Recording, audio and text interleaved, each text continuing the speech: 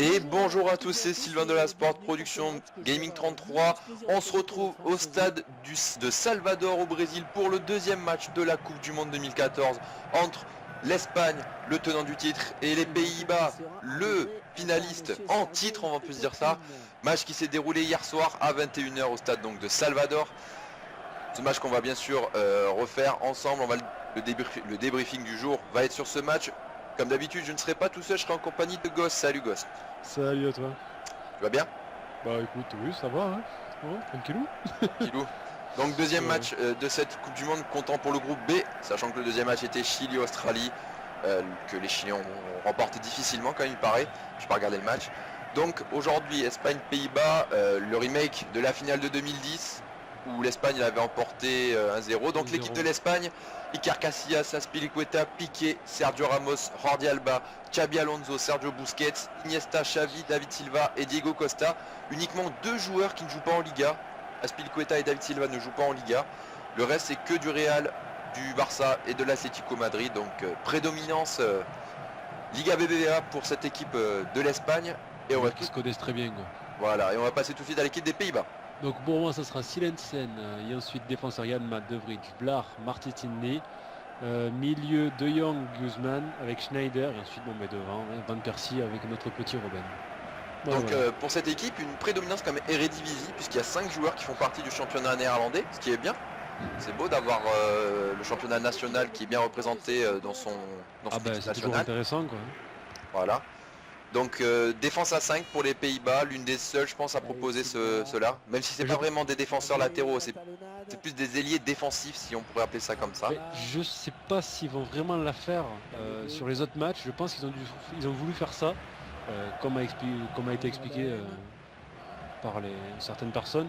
Luis Van Gaal a vraiment voulu faire un système à 5 défenseurs pour jouer contre l'Espagne en fait. Donc est-ce qu'ils vont le reproduire sur les deux autres matchs? Ça restera à voir, mais c'est vrai qu'une défense à 5 ça paraît... En fait cette tactique ressemble beaucoup à celle de la Juve de cette année, puisque la Juve avait Bonucci, Barzagli et Ogbonna, et sur les côtés ils avaient, je ne me rappelle plus le nom il y avait Peluso et un autre, et c'était des ailiers défensifs, c'est-à-dire qu'ils montaient beaucoup. Donc comme d'habitude le programme de ce match, la présentation générale du match, le top et les flops et la question du jour qu'on va se poser, ça va être le débat du jour. Donc on va commencer par la présentation du match, je te laisse commencer si tu veux présenter le match, qu'est-ce que tu en as pensé? Non, il n'y a pas faute. Non, bon, ben, moi pour ce qui est du match, c'est vrai que, pour ma part, c'est vrai que je m'attendais à un gros match. Comme tu as dit, c'était un remake de la finale 2010, donc on va dire que bon, les Pays-Bas, ils étaient revanchards par rapport à leur défaite. Donc oui, il fallait s'attendre à un gros match. Ce qui a été le cas. Moi, pour mon part aussi, je n'ai pas été déçu des Pays-Bas. J'ai été un peu déçu, on va dire, des Espagnols, mais ça, j'en reparlerai tout à l'heure entre mes tops et mes flops. Mais après, bon, gros match, quoi.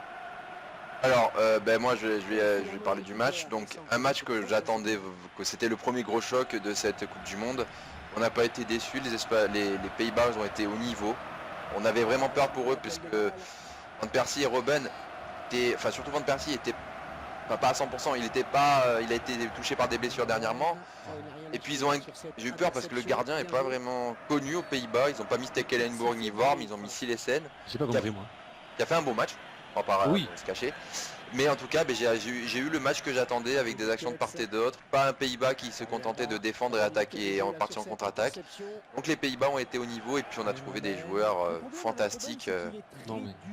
Fantastiques surtout du côté des Pays-Bas. Il y a eu quelques joueurs espagnols quand même qui ont fait un bon match quand même. On va pas quand même. Oui, non, mais après, faut pas dire, c'est vrai que. Et l'arbitrage, au final l'arbitrage, hormis la situation du penalty, sinon c'était un bon arbitrage pour une fois. Le premier match où vraiment il y a eu un arbitre et pas un semblant d'arbitre de Ligue 1. Donc... Non, c'est vrai que là, bel arbitrage quoi. Il n'y a pas eu de grosses erreurs après sur tout le match, si tu regardes sincèrement. Ah non du tout. Ça a été plaisant. C'était plaisant à regarder, puis.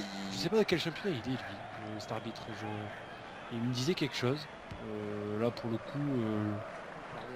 Ah ça, mais je sais même pas déjà l'arbitre du premier match de la Coupe du Monde, là, une sorte d'asiatique, je savais pas qui c'était, je le connaissais même pas de base.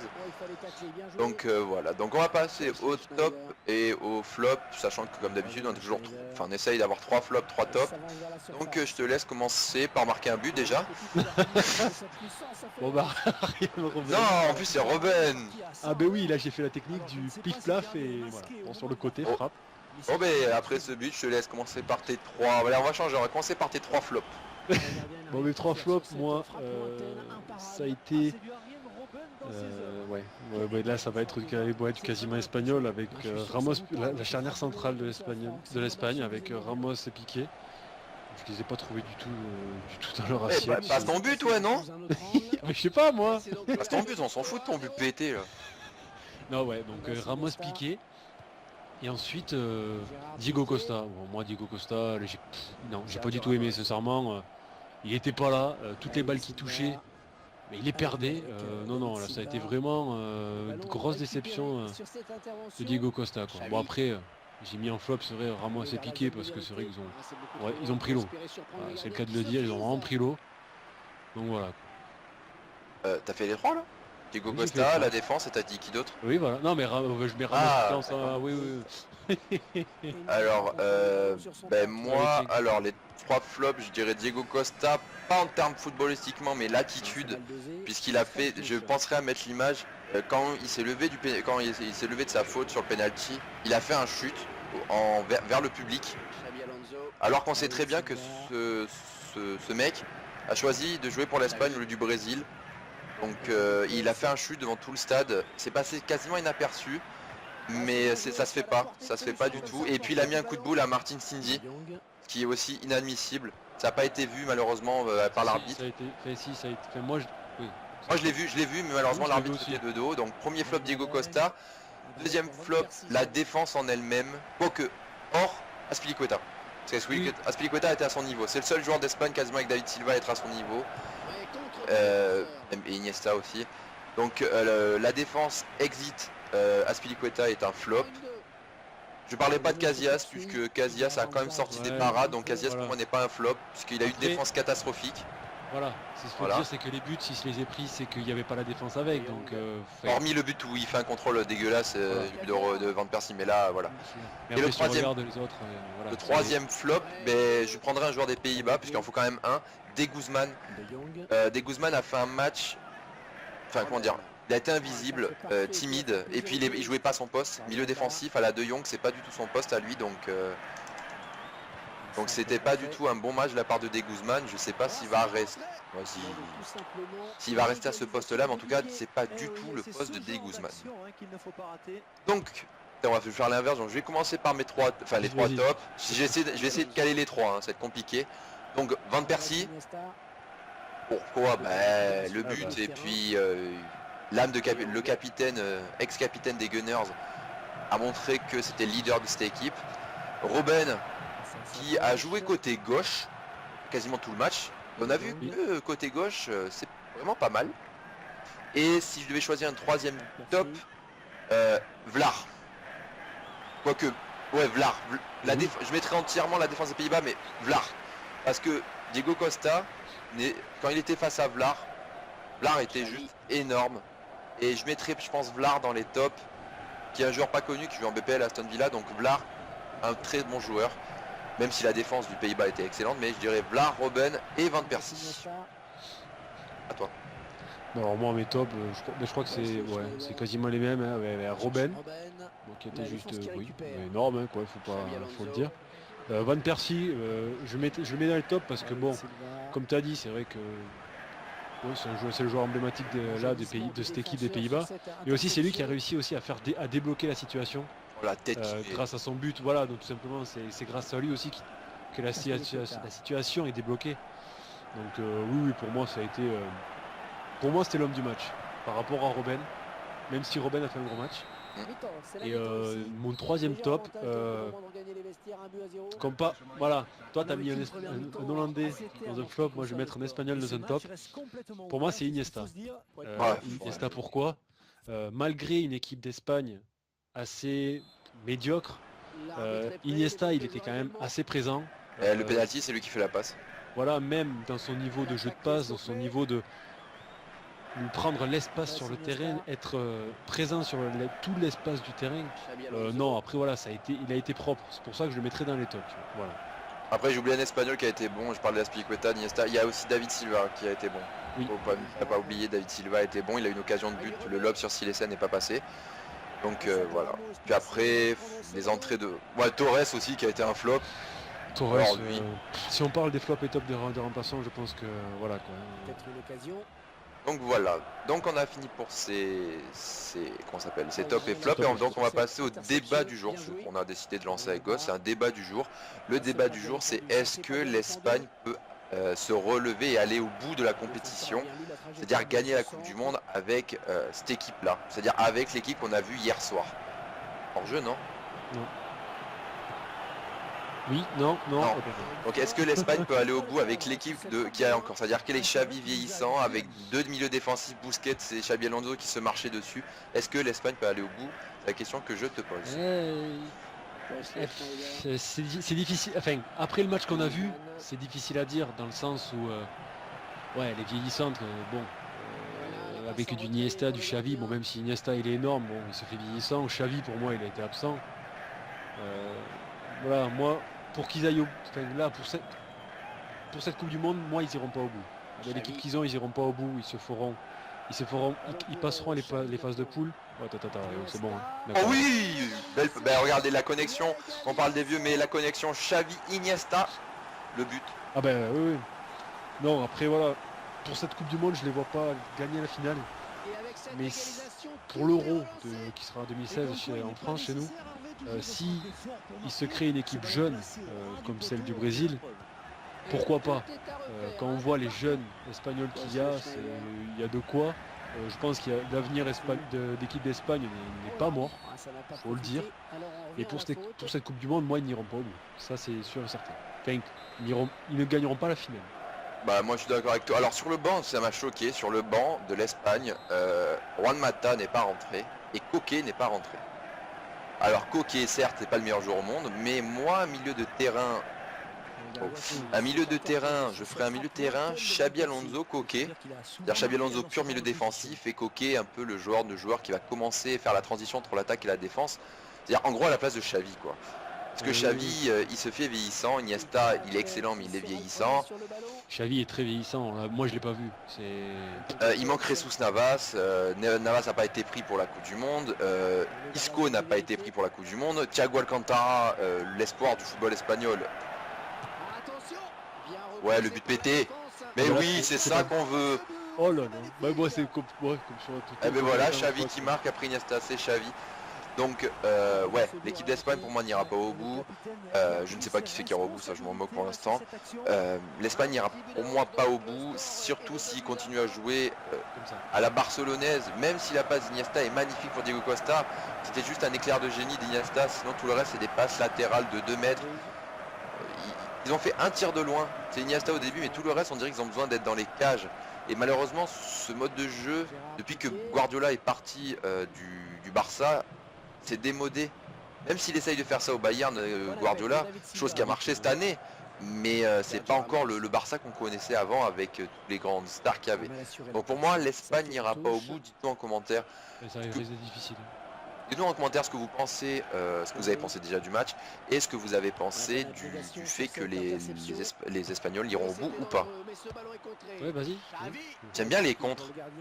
Ouais, non c'est bon. Ouais. Voilà. Okay. Donc ben voilà pour ce match. Et il reste plus que 20 minutes. J'ai une dernière question. Moi par contre c'est une chose un peu plus personnelle. C'est par rapport à la chaîne YouTube. Bon, j'ai vu qu'en ce moment ça stagne au niveau des abonnés, on reste à 106 depuis 2 semaines. J'ai bien conscience que le fait de ne pas avoir d'intro, enfin d'avoir une nouvelle intro, peut-être ça serait mieux. C'est Sergio Ramos qui a tiré. Ah ouais? Ouais. Avoir une nouvelle intro, c'est vrai que ça rendrait peut-être la vidéo plus courte déjà, je sais qu'elle est très longue l'intro, j'y travaille, j'essaie de contacter des gens mais c'est compliqué et puis ils demandent des tarifs beaucoup trop élevés pour ça. Et ensuite le nom de la chaîne, j'ai pris conscience que le nom de la chaîne était beaucoup trop long, donc qui donnait pas vraiment envie. Donc en commentaire, je souhaite vraiment que vous mettiez des commentaires et me donner des noms nouveau nom de la chaîne, sachant que vous savez que j'aime Arsenal, que j'aime Bordeaux, et que mon joueur préféré c'est Robin van Persie, Steven Gerrard, sont mes 2 joueurs préférés. Donc si vous arrivez à trouver soit un nom de chaîne YouTube avec soit pourquoi pas un petit clin d'œil Arsenal, soit en rapport avec le sport, ça sera avec plaisir que je prendrai le meilleur pour moi.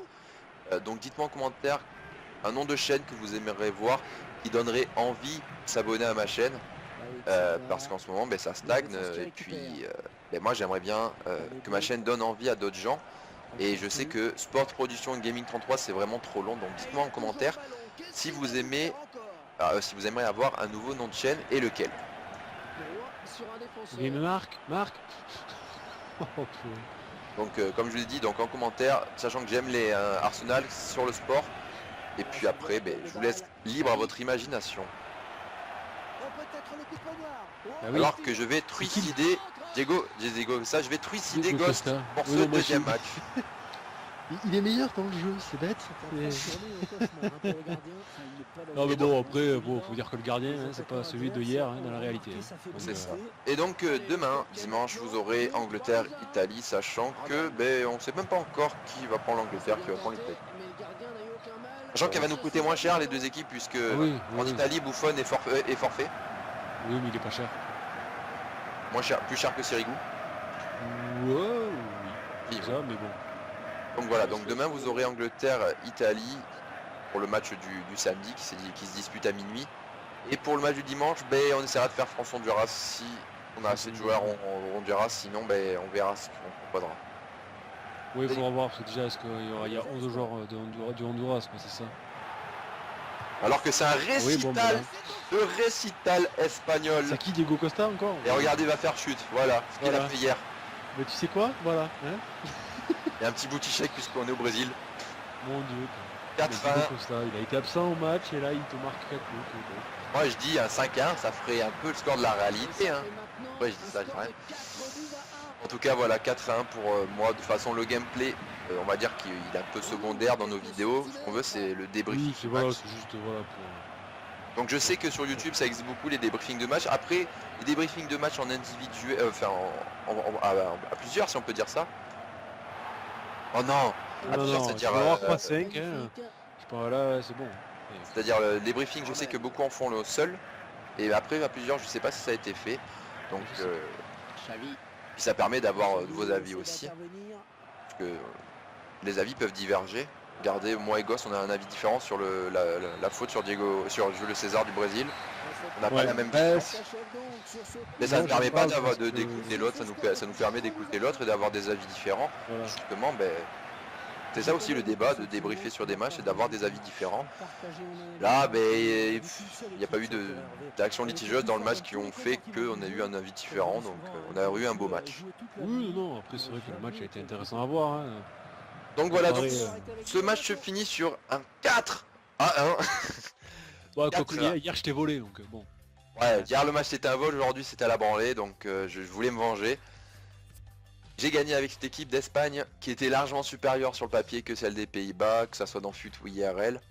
Mais malheureusement IRL, ça a été l'inverse. On va aller voir les stats du match. Oui, j'ai gagné 500 crédits, je m'en fous. Oui, j'ai fait 12 tirs, t'en as fait 8, j'ai eu la possession du ballon. Tout était pour moi.